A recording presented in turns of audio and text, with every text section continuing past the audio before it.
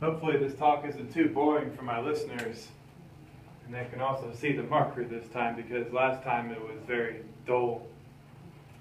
Okay, the origin of cosmic dust. I know, very boring. Here's how cosmic dust is made and its subsequent collection. Alright? Cosmic dust is made when two solid bodies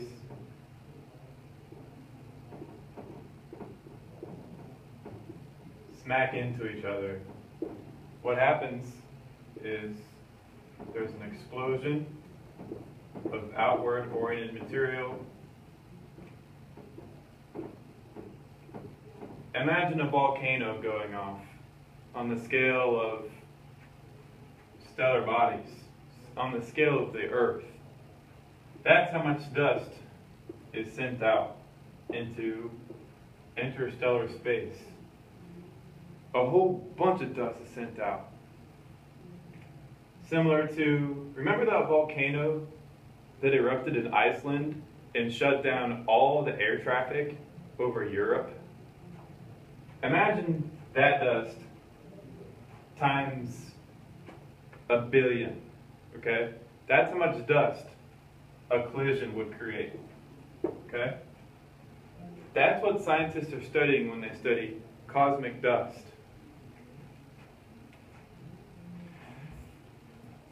Also, there was another paper that I wrote, or should I have said, blog post that I made, overviewing what a dust trap is. Astronomers, they like to say things like, oh, there was a vortex, and it trapped all the dust right here, with a gravitational instability or some other crap that they think up next. Negative. A dust trap, the places where dust collects are stars. Check it out. It's easy to understand. You have your star, and it has a very strong gravitational field. Okay? And as it moves through the galaxy, given which direction it moves, it's that way, this way, this way. And there's a giant dust field from a previous collision of two planetary bodies sending out material out. That star will pick up all that dust.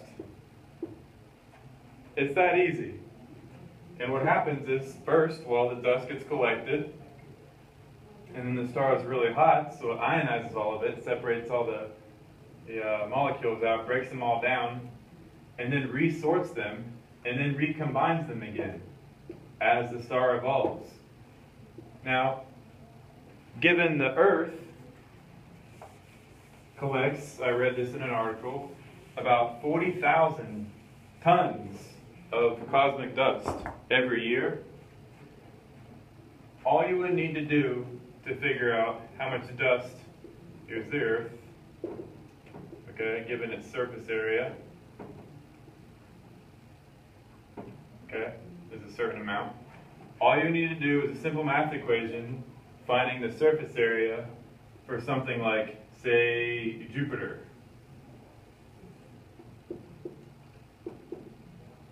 To find out how much dust it collects given its surface area, which is a lot more than the Earth.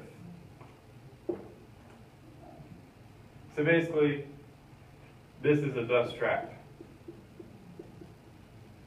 Now, an even bigger dust trap are objects like the sun, really young, hot stars. Those can trap a whole lot of dust. Now, cosmic dust is all over the stellar landscape. And one thing that's really bothered me for 4 years is astronomers, they like to look at big nebula that are like all over interstellar space, and they go, look, stellar nursery.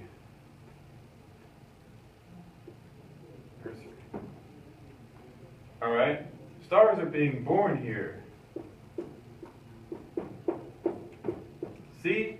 Proof stars are being born. Look at that stellar nursery of all this dust, cosmic dust, forming planetary systems and all this stuff. No, it's not forming planetary systems. What this area is, they have it backwards. It's a cosmic graveyard. You had a lot of rocky objects slamming into each other, creating huge dust fields, giant dust fields of dead bodies that have obliterated themselves over many millions of years. And what happens is the dust just stays put. So naturally, if there was an object that has life on it, such as Earth, and we were to smack into another object, all the organic compounds that were on the surface of the Earth would make a giant field of cosmic dust that just floats around in outer space. So when astronomers go, hey, look, life-forming molecules in here. No. What happened is that they're looking at objects that were destroyed, and those organic compounds are still floating around after the star had already been obliterated.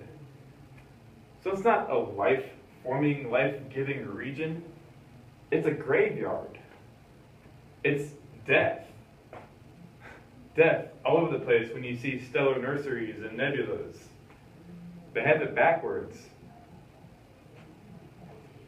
All right. I think that sums it up.